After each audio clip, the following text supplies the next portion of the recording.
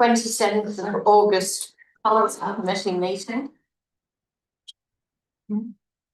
We have an apology from Councillor Carey, and I move that the apology be received and a leave of absence be granted, seconded by Councillor Griffiths. All those in favour say aye. Aye. Against? No, it's carried. Declarations of interest. Do any members have a declaration of interest to declare? No? Okay, public forum. There are no members of the public here tonight wishing to speak. So we'll move on to item 4, public and private road naming in the Wallaceville Estate subdivision. And we have a report from the acting Group Manager of Corporate Services, Wendy. Anything to report further? No. Any discussion or questions on this one? No? Good. Can I have a mover, please? Moved by Councillor Griffiths, second by Councillor Bentley. All those in favour say aye. Aye. It's carried. Okay, our next one is the private and public road naming at Maymorn Farm Subdivision Stage 1.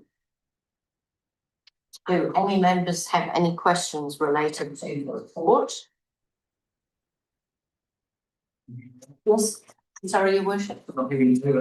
Happy to move, seconded by Councillor Holderness. All those in favour say aye. Aye. Against? It's been carried. We'll move on to item 6, which is the establishment of the Interim Waste Minimisation Fund. And we have a report on page 15. Would Ross Balfour and Melanie Potier like to come and talk to us?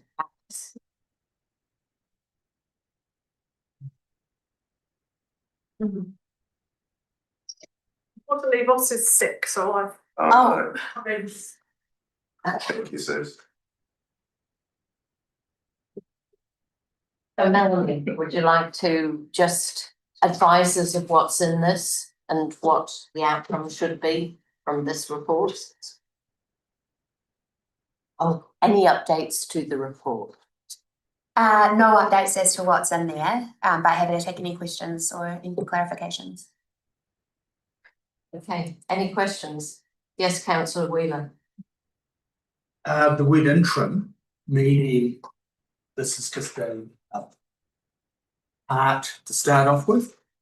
Is that what I'm interpreting? $50,000 funding pool. What that interim means? So through the chair, so our overall plan is to come back next year with a fuller policy and with a larger cap, so that businesses and communities can go for bigger grants. But based on the schedule of this year, we won't be able to do that full grant policy. And so what we're proposing for this one is just for this financial year, there's an interim kind of a trial of it where it's a smaller cap and it's a staff panel to distribute the grant.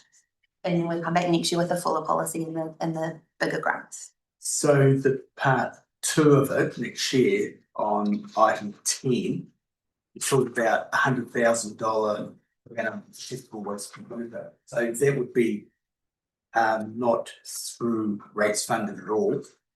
None of it's rates funded. And the 100,000, where did you get that figure from, or is it something that can be?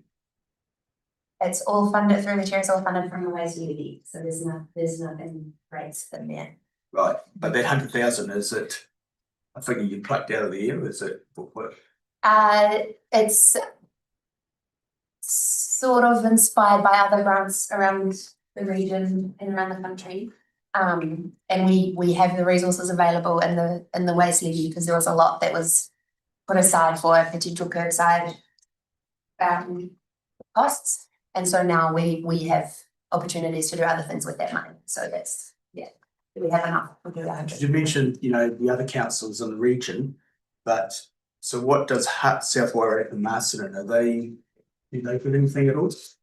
They, I believe, are looking at setting one up, but don't have one run. That city is looking into it too.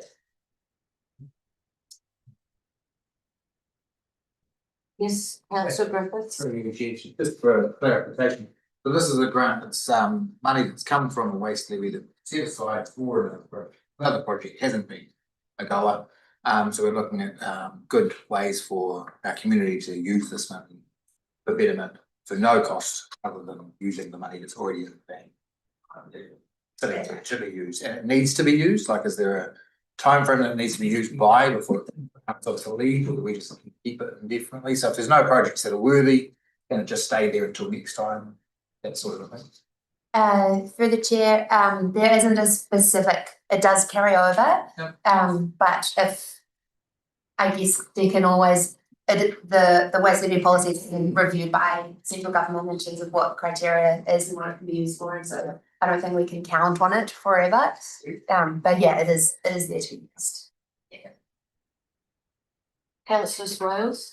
Hi, thank you for the report. So I understand when we first talked about possibly introducing this fund at a previous meeting, there was an indication that some of this money could be used to actually bolster the staff numbers. So I just want to make sure that having this levy at the level that you've got it at the moment and in the future when you come back in 12 months, that it won't actually impact the ability, because we were led to believe by the ELT person that that's what you needed, a person on a short term to manage the work. Yes, through the chair, I have a budget for this and for another additional staff member that's being proposed concurrently. So there is budget for both. I have another question. So my other question is that we've also talked about investigating having another possibility of another Lane Street somewhere in Upper Hutt. So that money would also be ring fenced, or is it not being ring fenced because we haven't discussed it? I'm just trying to get a sense of the pocket of money that we've got going towards an improvement of a project that we might be delivering into our community, rather than doing initiatives like this that are there that you're proposing at the moment. Yes, through the chair, that the additional recycling station is budgeted as well. And the increase of the capacity of the one that we've got, because we know that there are times when the capacity is not enough. Yeah, that's all covered in the budget. So the amount of collections that we have at the moment that's budgeted for that recycling station is working well. And then if we have a second station, that should take a little bit of that pressure off while providing a lot more capacity for recycling overall. So I suppose from a governance perspective, I'd like to know where the money is going from that waste levy into what projects, so that from my perspective as governance, I've got an understanding of this is the only money. I know it's 500,000 that we're no longer using because of the legislative changes and we're not doing curbside recycling. But it's still good to know how much this money is, what we're generating in a year, and what that money is going towards, because that's how we make really good decisions for the city. So I don't see that in this paper. So I'd like to see it when you come back in the next triennium, if you're going to look at increasing this amount that you're doing. But I also don't see you tagging this to the plan that we as a council have agreed to in the regional waste minimisation for Upper Hutt. Yes, there's an action in the WMMP to provide funding through the Environmental Waste Minimisation Fund, which we don't have anymore. It's available because we don't have the funding from the environment side, and so that fund got disestablished last year. So this is going to provide for that action point. Sorry, I still have another question. That's right, because I'm looking at our Upper Hutt City Council action plan that we agreed to, which is a piece of legislation that we need to agree to. And if we're going to fund and put some extra money in, I'd like to think that at least they're driven to us achieving the outcomes that we've agreed to in a document. And I don't actually see that in the fund eligibility there. That it would have been nice if they tagged it specifically to some of the KPIs that we've agreed to.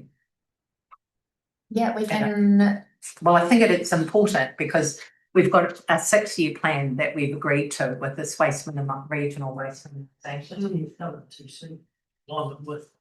Yeah, I know, but she doesn't actually, it would be good when we've got specific years that these have got to be run by, your worship. Yeah, no, I know that, but if Yeah. it sits here as part of the, sorry.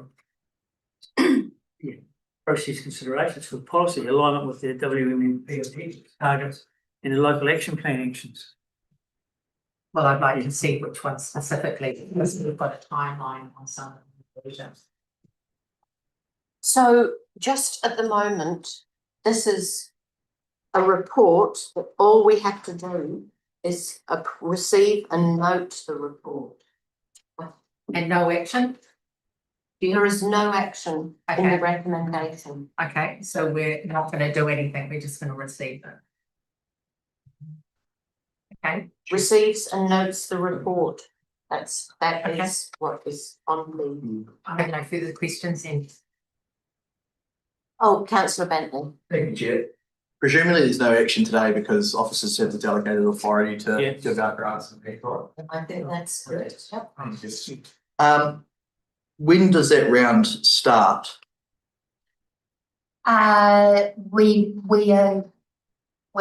we're chipping away through the chair, we're chipping away and getting everything ready for it. We're hoping to have a round open this year, maybe October, November, and maybe another round early next year as well. And in the meantime, we'll be developing the fuller policy. Will include any feedback and ideas we have for that too, for the next fund that's going to be run by council committee.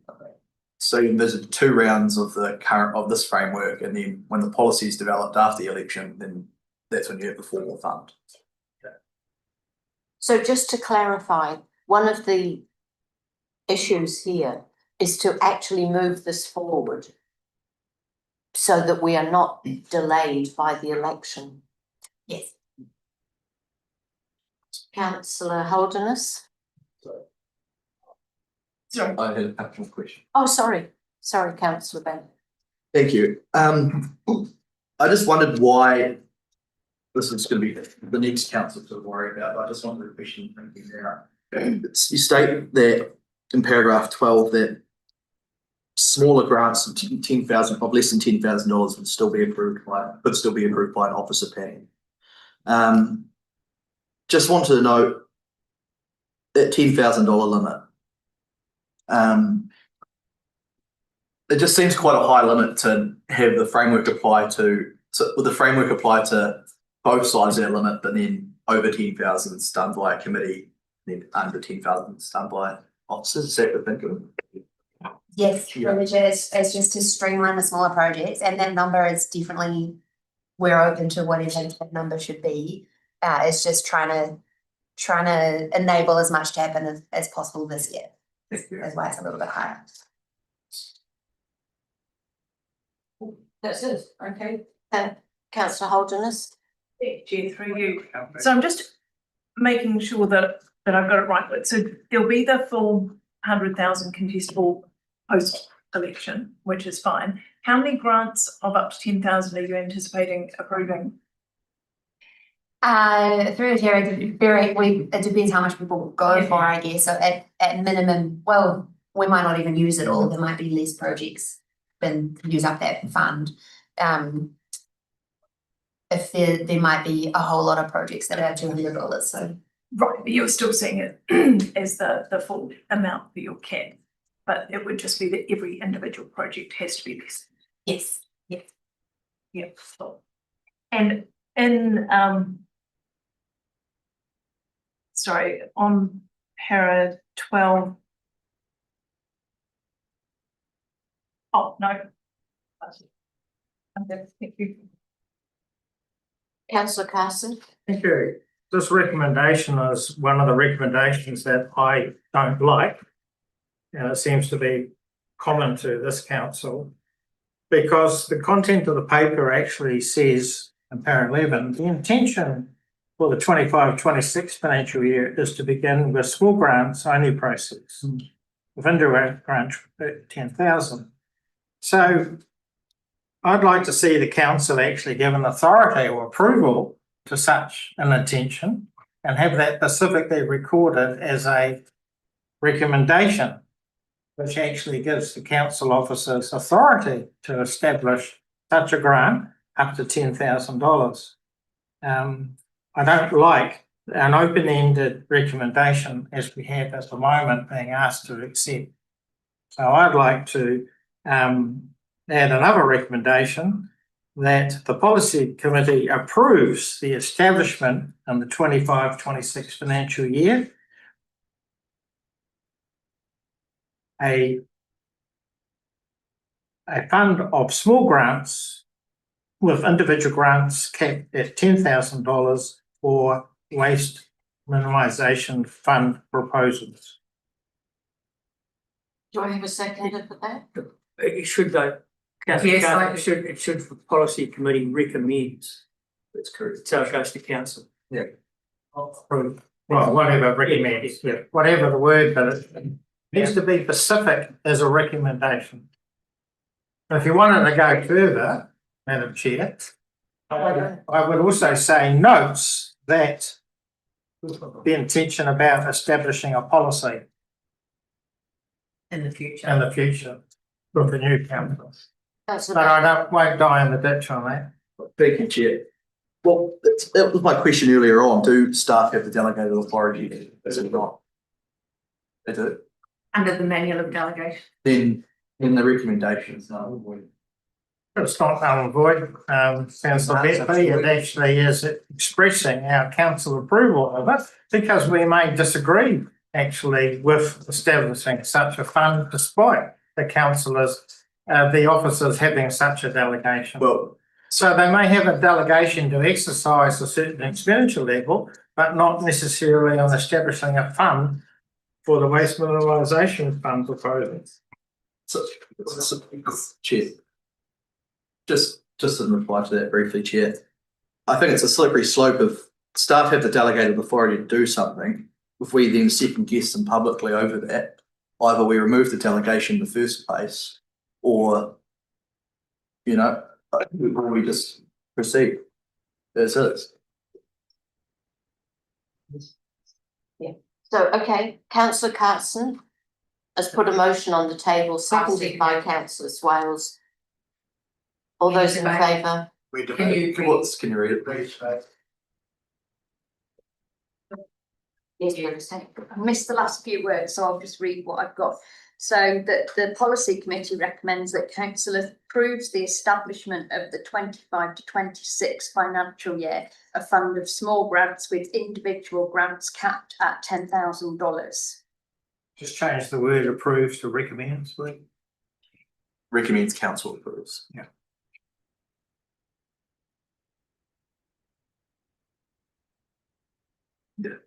And do we want to talk about the full being on it, ceiling? No. Just leave it there. Okay.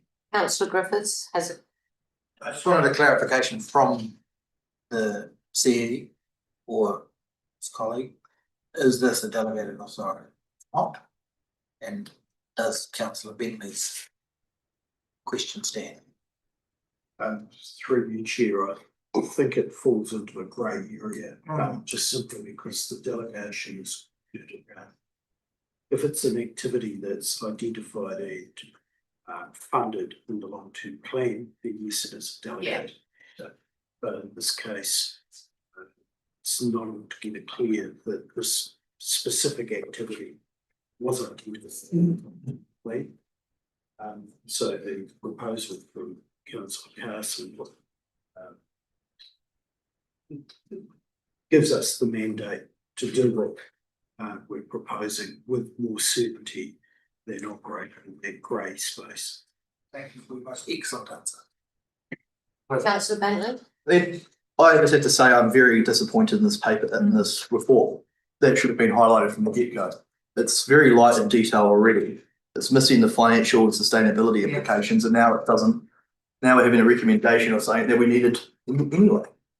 So yeah, just very dissatisfied.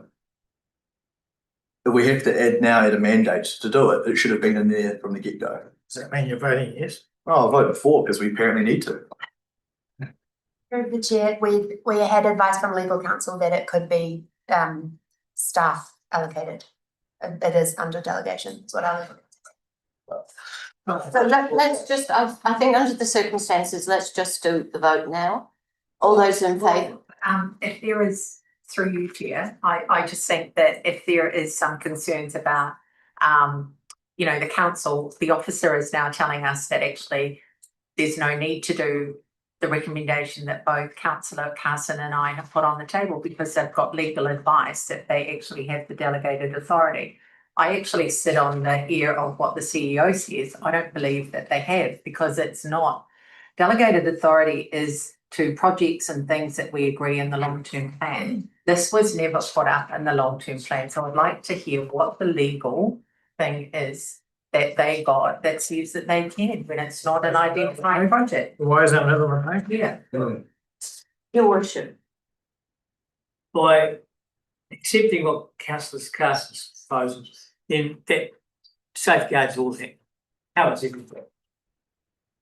But that's not in dispute, your worship. I think what we're Councillor saying Swales, as yeah. Councillor Bentley is that this paper was poorly presented to us, that some of these facts should have been upfront with some costing and a budget, because it isn't a project that was in the long-term plan or even the annual plan.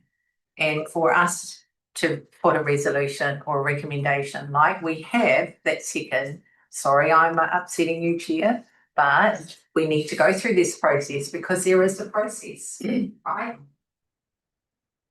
Okay, councillor Holderness. Thank you, Chair. Through you, I have to agree with my fellow councillors. Our papers have things like financial resourcing, legal risk, all of those things, all as part of the paper, even when it says there are no legal implications or there are no financial implications, we've still got it there. And so I think making sure that that's part of the paper means that we have a clear understanding of all of the decision making. So Can I just clarify that this is an information only report and therefore it has a different template?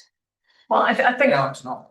Chair, respectfully, I think that there's debate over whether or not it should have been an information only. Yes, I can hear that. Yep.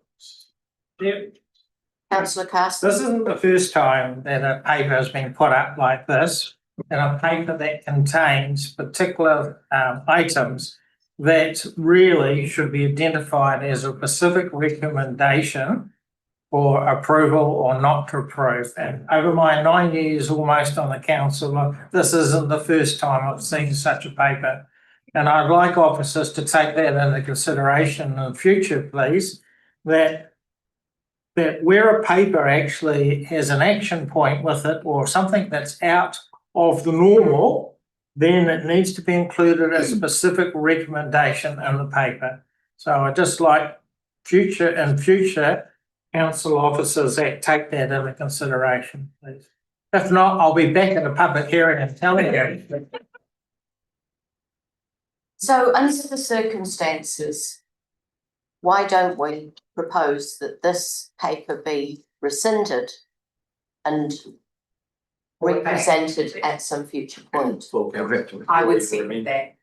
If that's what your recommendation is, I'm happy. 6 weeks. You've got it, Madam Chair, you've got a motion on the floor that needs to be Address addressed first. You can't just ignore it, I'm afraid. You can rescind. Oh, I'm not rescinding it. Right, so you have to vote. Okay, has everyone spoken who wants to speak? Let's put the motion as presented by councillor Carson and seconded by councillor Swales. All those in favour say aye. Aye. Against? No. That's it, work. You can second a motion, that doesn't mean to say if it's on the table, so it's discussed, I mean, you'll have to vote for it. I would rather go for rescind, so I'd like to call a division. Okay. All those in favour, raise your hands. Me now. And those Any? against, Eric? Gary? The recommendations are through, this added recommendations be put and carried. Yes. Now we go back to the Rachel. and vote on that. Vote on both. So can I just have chair whether that motion that I put on the table, seconded by councillor Swales, was passed or not? Not Pass. passed. It was passed, thank you. Yeah. But we need to vote on both of them. Yes. Substantive motion. Which is that section. so the substantive motion now is.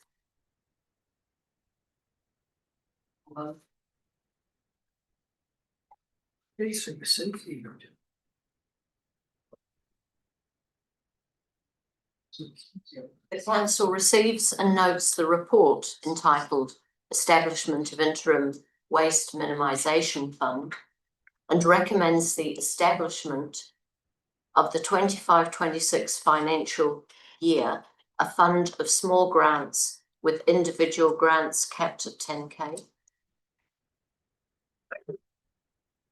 Councillor, Thank you through you, Chair. So there was a recommendation or a comment made around us saying paper, putting it back into a 6-week timeframe where we could have some information brought to us. Formative vote. Is there any appetite for that? Are you putting a recommendation, councillor, on the table? okay, so we'll move and second the substantive and then see what transpires from that. So all those in favour? Oh, mover and a seconder, was it? No, I was gonna ask a question. Councillor Wheeler and councillor Griffiths. On the table. Now we debate that. So any further? Oh, councillor Swales. Yeah. I would like to actually, after the conversations that has happened around this table about the lack of information, the lack of transparency, all the information, the risk, the legal, the data that normally comes with a report like this, I can't vote for the substantive. I would like to put a motion on that we rescind it and that we actually take the paper back to the officers and ask for a new paper to come back that has more information that we can actually have a better understanding of where we're going and what we're doing and how we're doing it. Okay, I'll second that. Point of order, Chair, the substantive motion is on the floor for voting. You cannot have a rescindive vote on that. You must move the motion, put the debate and pass for whether it is or no, first of all.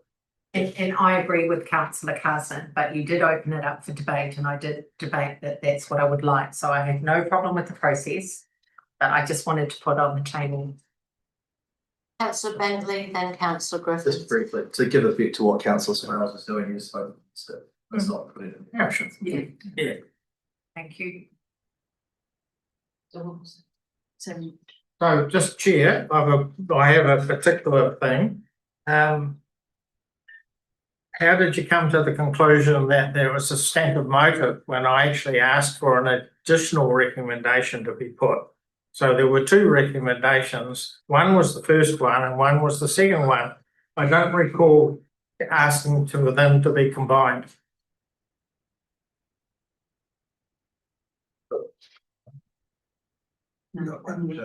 Combine them at the point when it became a substantive motion. We voted on the amendment and then you have to pass it. It wasn't an amendment though, it was a separate recommendation. Yes. So that's passed. That stands alone. and That then stands alone, so there isn't any substantive motion. There's only the first motion, surely. That then becomes part of the receiving the report. Does it? And so then you vote on it again. Yeah, Does it? Yes. Yeah. So we now have to formalise it. You want to move or second? Yeah. a mover and a Let's put a second. vote. Okay, all those in favour? say aye. Aye. Against? No. So it's carried, it's against, Yeah. it's lost, yeah. You put it on my. You worded it, right? So councillor Swales, I would like to put a recommendation that we ask the officers to back in the new triennium with a better prepared paper that informs us, well, to rescind, to just rescind, Well, just that's councillor, rescinded because it's been defeated. yeah, but councillor Griffiths. we now. I'm wondering if we, yeah, there's around this recommendation, wondering whether or not we can get it back to us before the council meeting that's coming. Yeah, happy for that. Yeah, that makes more sense. For the next full council. Yeah. What's the date? 7th. 17th of September. Yeah, the paper comes back. Happy to move that a paper, a fuller paper, briefing paper comes back on the 17th. And seconded by councillor Griffiths. Yeah. Any further debate? No? Let's put it. All those in favour say aye. Aye. Against? No, Oh, thank you, your worship, that's a no. However, it is carried. Thank you.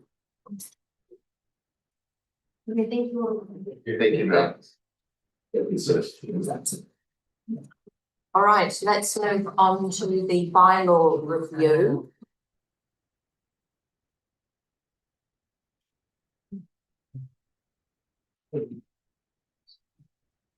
oh,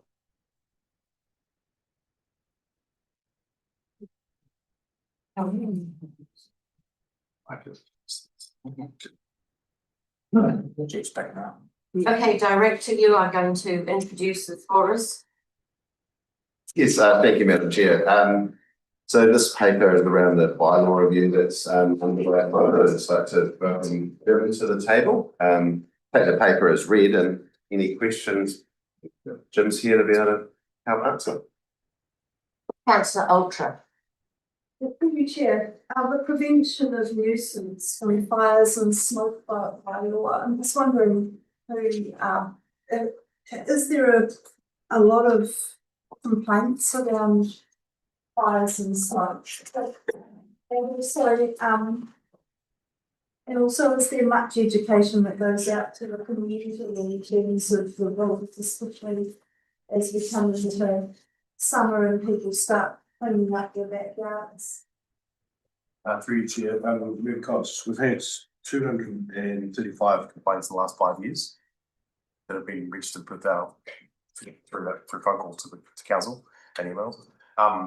There is a little bit of public education out there. There can always be more about. So what we're talking about is fires that are usually lit in family houses that are nuisance. They cause toxic or not still smoke feeds. Sometimes complaints about washings and fires, smoke, etc. We're not talking about large fires. We're mainly talking about smoke. Yeah, smoke basically. So there can always be more education out there, and we are looking at ways to do that. But this, the intent of this of renewing the bylaw gives us the ability to go out there and engage with the public further. And we don't have the bylaw. We rely on taking it to court, which is just a long drawn out process.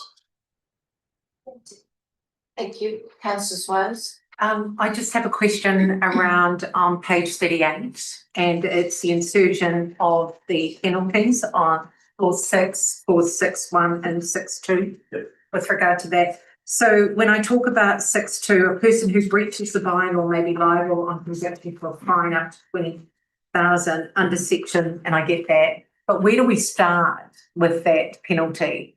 So through the chair, we start with effectively a warning. Yeah. Yeah. So the $20,000 fine is already in our bylaw. Yeah. It's just not spelled out. We're trying to spell it out for transparency's sake. Yeah. We start generally with a warning, and we can put the fire out, or we'll ask them to put the fire out. We don't generally put the fire out. We fans do that. Fire events. Yeah. But yeah, it's my understanding is we haven't actually issued any $20,000 fines. Right. I'm not sure. There may be a lower fine than this. With $20,000 maximum. I should have. Right. Yeah, it's up to the side, yeah, but we haven't had to issue any fines. Generally, people will go out and we'll put the fires out when we go out and talk to them about the issues that are causing the neighbours grief, because the neighbours blame up. I have another question if that's all right, Chair. So when we do that, that comes at a cost to us, doesn't it? Because we're asking a warranted person or someone like that to go and ask them to do that. So how do we recoup those? I'm not currently, I can find that up if you like, I can, yeah, I'm not, don't actually have that on right now, but I can get that information for you. And that's why, through you, Chair, that's why I kind of asked, should there be something there around like a minimum fee there that, you know, because we have a fees and charges kind of thing. I was just wondering if there's any way that actually, you know, we've got to call someone to go out there and do this. And I know that normally compliant, but I still look at how many, you know, on page 39, how many that we've received, that there should be some way that we can recoup that. So hence my question. But that's for page about that, if you like, come back to you. Thank you very much. Good Thank you, question. Chair. Councillor Wheeler? Thank you, Chair. Just a clarification, more specifics, are incinerators legal? I, Well, then what about smoke, is incinerated, because I'm just thinking back to when the fire services met, and I just remember that incinerators were illegal to actually operate. I'm pretty sure they are still illegal, I'm not, yeah, which, I need to get to that, and that for you, that's, yeah. Right. The other bit is fire pits. I know a lot of people have fire pits. So are they deemed legal, or is it fire pits that give out a whole lot of smoke illegal? It's through your chair, the fire pits are legal, and yeah, people do enjoy those on an evening, whatever. It's just when the smoke gets to a point where it's becoming a nuisance to your, Right, thank you. Good, Chair, just, I mean, tonight, you know, as an avid barbecuer myself, I know Councillor Bentley is as well, it's, the key word is nuisance. Yeah.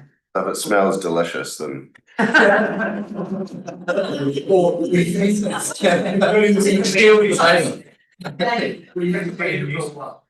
councillor Bentley. Technically, it's on the liquor control bylaw, the central one lapses in February next year.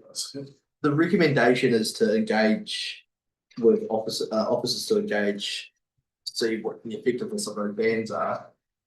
That's still quite a tight time frame, right? So what happens once you engage and say that they resolve that we still want to keep them, which the police have said they want?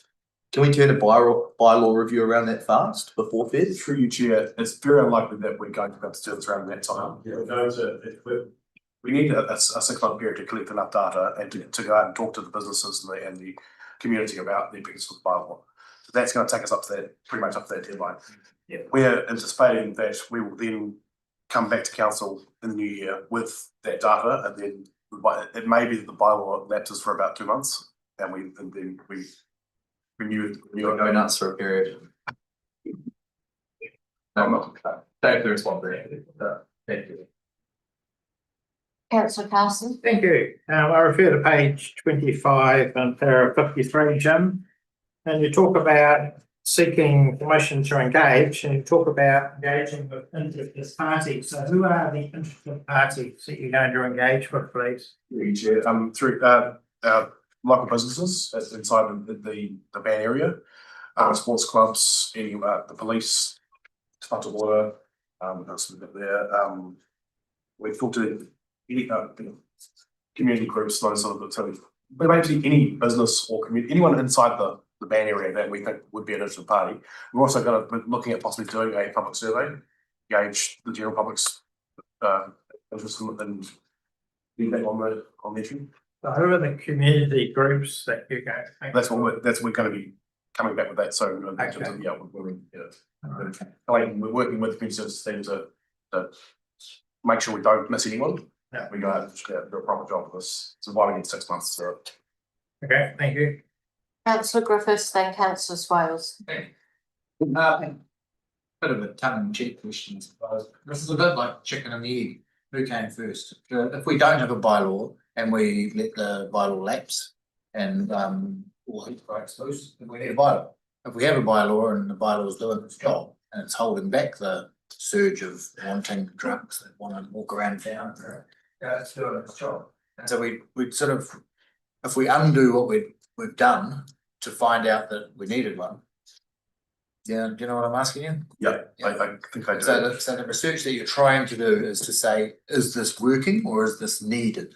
Through your chair, we need data to actually prove that we have an issue. There's a strict in the excuse me, in the local government act, there's the criteria to at the moment, I don't believe we have that data to show, so we're going out to find this data from the police, from the ambulance providers, Floods and Water and other groups as well to figure out what the local government act says we need a high level of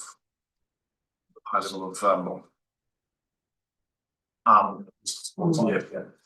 Doesn't define what high is, meaning so we have to it's on our we make a determination of what high is.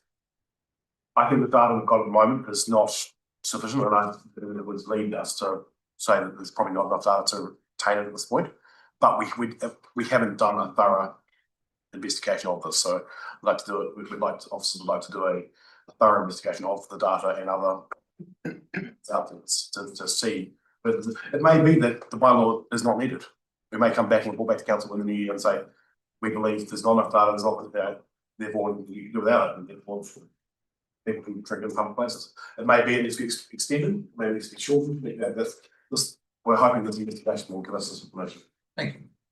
Councillor Swales and then his worship. I want to thank you, and my question actually refers to what councillor Carson said about para 53, well, under option 1. I think you did allude to it, in the sense that you said to other people, and I think it's important because the community go into these areas, that it's not just the interested parties and the businesses, but it's the community that actually use these spaces to have, some sort of formal way that they can actually participate, because we are talking about, a CBD area which is used by all of the community. And then the same thing with your one at Silver Stream. We have people that are outside the area that go and use that, particularly now that we've upgraded some of our parks. They become very, very attractive. So yeah, I'd like to thank you for confirming that we'll be doing that as well. Your worship. Yeah, just to carry on from councillor, because what Jim said, take the data, but this was originally put in place at the request of the police, because it gave them tools to do something. Exactly. Without it, they have no ability really to do too much in land, because without the bylaw, actually drinking, walking down the streets, my understanding is not illegal. And so it's not until someone stepped the line, but it gives us some tools. Councillor Carson. What if I was walking down the street in the CBD Main Street and drinking a 0 alcohol drink? Well, it's not alcohol. Well, that's a moot point, because in a bar, you don't necessarily get served if you're buying a 0 alcohol drink. So that is a grey area that hasn't been tested in the courts yet. I would assume the same would be if you're drinking 0 alcohol and driving, or we could drink a pretty yes as well, same thing. You could test them. I'll test Moved by his worship, seconded by councillor Bentley. All those in favour say aye. Aye. Against? Carried. Thank you very much. Thank you, Joe. Time for a drink. If I'm fine, I'm still right. So let's move on to number 8, strategy plan and policy report. Yes. Just through you, Chair, so as you can see, Emily and Gabby are joining us at the table to field these questions. But I think Emily might want to provide a brief update as well, if that's okay. Yes, please do. Yes, through the chair, I have 3 updates to this report. They're all related, and I'm just grabbing my note. So the first one is paragraph 12, the second sentence. The bill that it refers to was actually passed into law with legal effect on the 21st of August 2025. So it says sometime in mid 2025. That has now happened on 21st of August. In reference to the same thing on paragraph 22, the first sentence, if we could replace awaiting royal assent with received royal assent on the 20th of August 2025 and came into effect on the 21st of August. Likewise, in paragraph 28, the second sentence, if we can replace the draft submission reference there, the draft submission went to council on the 20th of August and was lodged today with the government. Just those 3 updates to the report from me. Thank you very much. Okay, do we have any questions? Councillor Ultra. Thank you for your chair. Could I ask why the southern local area has been included in local where it done well? And because I find that confusing with the 0.4 on plan change 49 and variation 1. How do the two interact? I can answer that.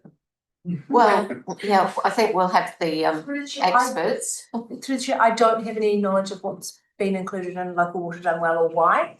I can only comment on its association with plan change 49. And that matter is actually before the court's hearing session, so I can't give a lot of detail there, but in terms of that, we have plan change 49 where it is an appellant, where either Guildford Timber Company is an appellant, and plan change 50 where they're a submitter. Those are the 2 matters I put on the top.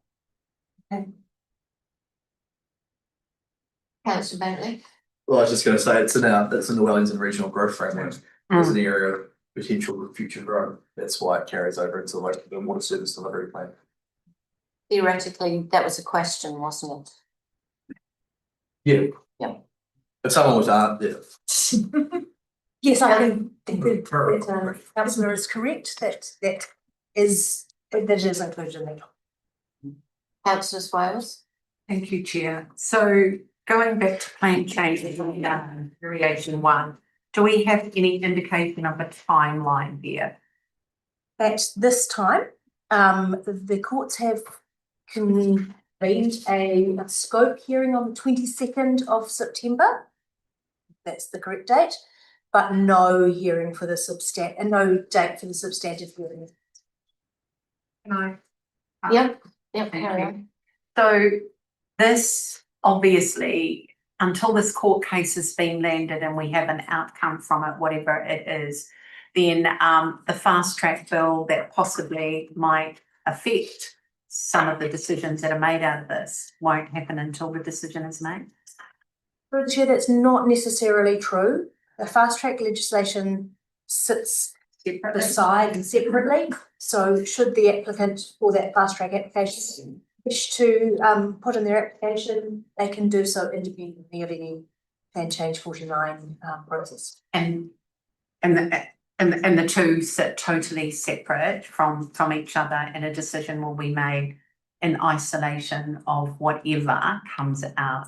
It won't be completely in isolation. Okay. Any fast track application must consider any decision of the Environment Court. Right, okay. But until there is a decision of the Environment Court, it's separate, but not completely independent.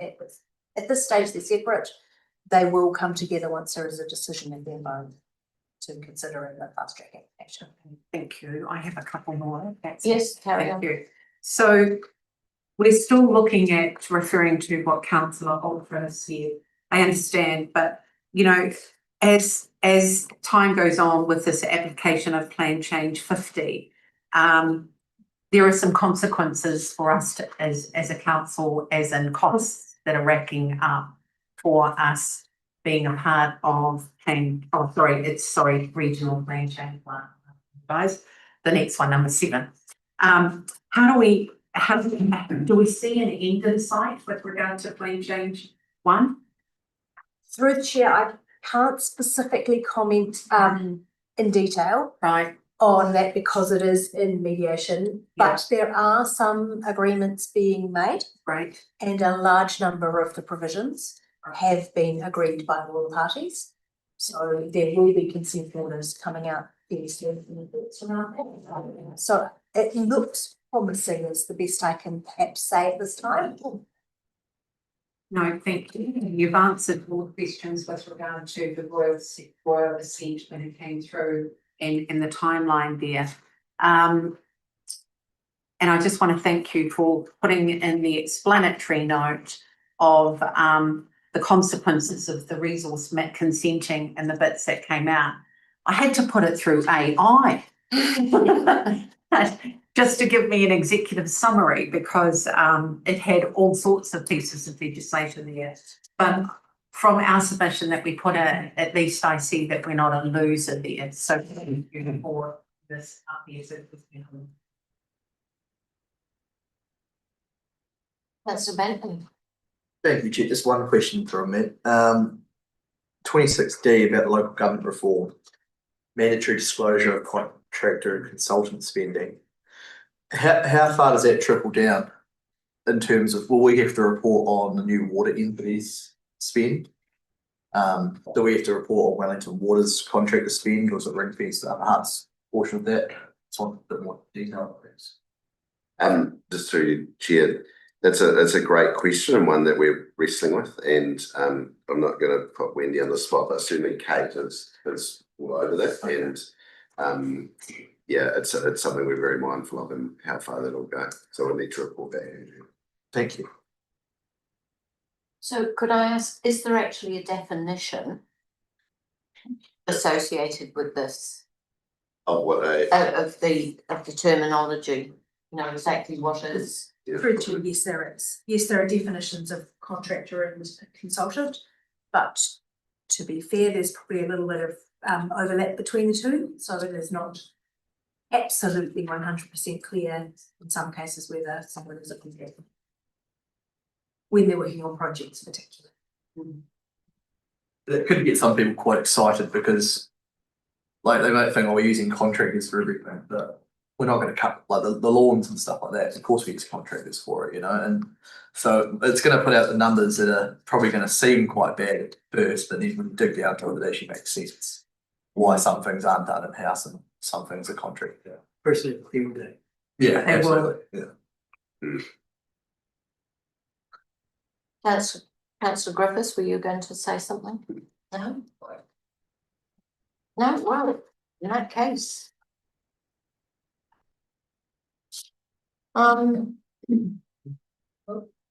Did we, oh, sorry, councillor Griffiths. Ah, okay, good. Seconded by councillor Bentley.